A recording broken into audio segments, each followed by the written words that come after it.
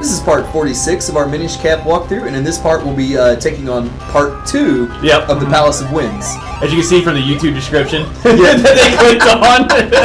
Obviously. You're right though, part 2 of the dungeon.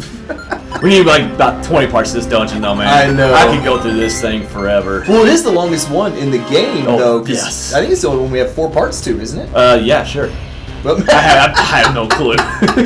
we've researched this well. But one thing, like, you know, like I was telling Red before we started this, like I don't like how we're kind of like inside right there, which is, you know, it's called the Palace of Wind, so it, you know, makes sense that there's actually a palace. Yeah. But I just did not like the inside parts of this dungeon. I don't necessarily like the inside parts per se. Like, but I like the idea that the dungeon kind of has like 2 very distinct. It's a contrast. Yeah, I mean, it kind of is cool going inside and outside, I guess. Like, it's like, you know, it's not 2 separate dungeons, but kind of just like a different feel in a little bit of a way. Yeah, like you have the outdoor area. It seems like very unique. Obviously, as we mentioned in part 1. I hate this area. I hate this area. Although you laid it really well on the other. Well, I tried to think it through too much the first time. I was like, well, if I jump now, it pushed me this way and this way, and then the second time I just said, forget it, I'm going. I mean, it worked well. Well, what you have to do is you gotta get that first one to push you, and then the second one. Yeah. So really, what you gotta do is jump when that first one's going. Yeah, and like we said, it got you there. I guess that's how it worked for me.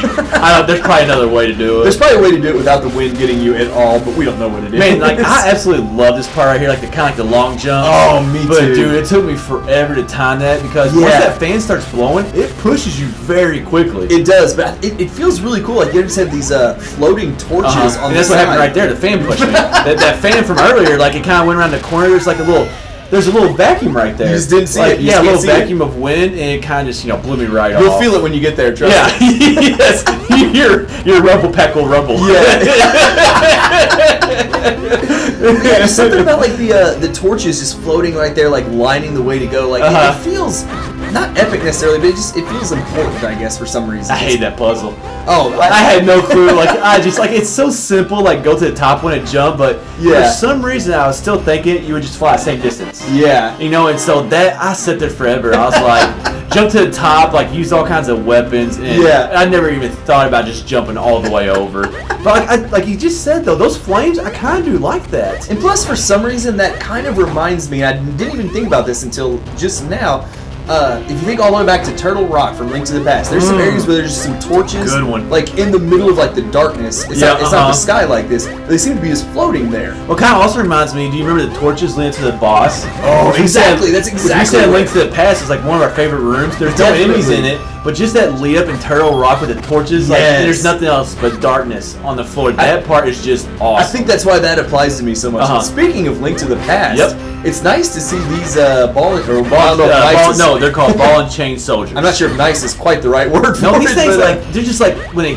I forget. I was just about to say something I didn't want to say. Yeah, we'll leave it at that. But I mean, if you time your jumps right, you can get out without taking much damage. I mean, we get hit a few times though, and I feel like this dungeon, those ball and chains, they just have a wide range. Really, they do. I feel like this dungeon in general though dishes out some damage. Yeah, well, those things hit you. I mean, like I said, they take a lot of hearts, and like this dungeon, you'll see this later on. I'm not sure. I think it's in this part, but we kind of go in and out of a door to look at hearts. Like this dungeon does not have a lot of hearts throughout. No. And there was a really nice touch on the floor in that previous room. The little tile where the key drops down onto looks like a fan. A fan symbol, and I thought, I was like, that's perfect for this dungeon. You know what would be cool? Like they have like in a lot of the forest temples, because like you know they think about the whole story is in Ocarina of Time. They're thinking about doing a wind temple instead of a forest temple. And that's why in the forest temple you see those wind symbols. Yeah. How cool would it be if we saw like a forest symbol right there? Now, that'd be nice. And the wind temple, like a little switch up right there. That'd be nice symmetry. You know? Come on, Nintendo. We got ideas, Nintendo. We do have good ideas. Now, we skip that window. You said something about the windows earlier. I think we go back in that room, but we do.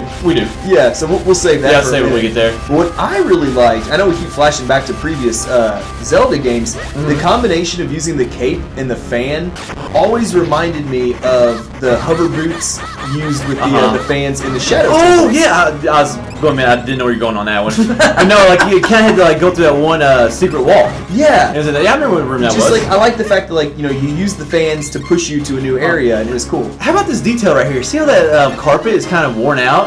Yeah. Places? Like I guess that's from the wind or something. I think that wind is like damage. A little detail right there. I really like. And I hate these ice wardrobes, man. Gosh. I mean, I've never been a fan of wardrobes since the first Legend of Zelda game.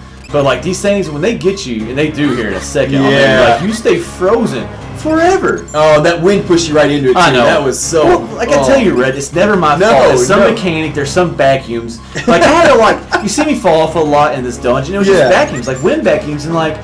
You can't see that when you're playing a video game. It just sucks. You literally get frozen for like 10 seconds. I mean, this isn't Tiger Woods. They don't show you which way the wind direction's going. You know, it's kind of showing you where the wind's going. Yeah, but there's those windows if you want to. I mean, I don't know if you. Yeah, there was I love the fact that in some of the indoor and even kind of these outdoor areas, those windows you can see the clouds floating by outside, and I just thought like someone was like, we have to show you. I mean, it's just such a nice little touch. For a game, screw that spark right there. But like for a Game Boy Advance game that adds that much detail, and we've talked about that a lot in this walkthrough. Is just like the detail they use in this game for just like the limited capabilities is just amazing. Which a lot of Zelda games do that. They do. They put a lot of detail into that spark there that got you pretty good. Why don't we just move on to the big key? You want to talk about the big key and look at those big windows. That has bigger windows where you see more clouds. Even nice clouds. Stupid spark. It doesn't like how does it get through the blocks? I don't know. Like how does it get through the blocks? What kind of frustrated me, like the first time Sparks. playing through, the sparks, obviously. The first time playing through this dungeon, I'm like, you get the big key, and then immediately there's the door. We're like, oh my god, this dungeon's about over. No, we're only about halfway through. That is true. That's a good point. Like I really haven't thought about that, but like, isn't there a dungeon that also happens in? Oh, Temple of Droplets. Yep. Temple of Droplets. We get the big key, like almost like in the second or third room. Yep. And then we don't use it. Actually, we use it. We use it really early. The main room. We use it in the very first main room, but then we don't see the boss until obviously at the end of the dungeon. And this dungeon mixes it up a little bit because we actually use the big key twice. We use it there, and we will actually use it again. Oh, that's a good point. I didn't even think about that. And that's very rare that we get the big key. Definitely use the big key twice. Man, Red, you're bringing some knowledge tonight. Hey, I was pumped for this dungeon. I didn't know that until you just said it. Hey, I was pumped for this dungeon. What can I say? I was excited. This boss, you can make him a lot easier by knocking him off of the edge. But like, I thought that you got a blue kinstone when you beat him, which apparently you don't. No. But like, that's kind of why I was like, not trying to hit him off the edge. But yeah, the easiest way is just get him close to the edge and just try to knock him off. And it's not that hard to get him to the edge because when he does that dash attack, he gets right to the edge. He gets back fairly quickly. Yeah. But if you jump on it quick, you can get him knocked off. I did like the feel of this fight though. Yes. Just you and the Darknut alone on this small platform that I did like it. Like there's I think the easier way, and like you'll see this in Dark Hyrule Castle. When we get there's a spoiler. Sorry. Oh well. Spoiler alert. The game. Well, they probably figured they're going to Hyrule Castle. Right? Yeah, you'll be in there eventually. But like, I think it's almost easier to beat them with the Pegasus boots. Just to charge them. Yeah, because it's just. Because what you want to do when you jump is you just want to do you don't want to do the floating. You just want to jump over them. You just want to jump over them, and it's very hard to do that actually. Because when you float, you get too far away, and you're not able to get the good. Well, he also puts his shield up, and it kind of stops your jump. So I think it's easier to use the Pegasus boots, and you can stop pretty fast after you use the Pegasus boots. All I know is I'm really glad you saw us get knocked off the edge.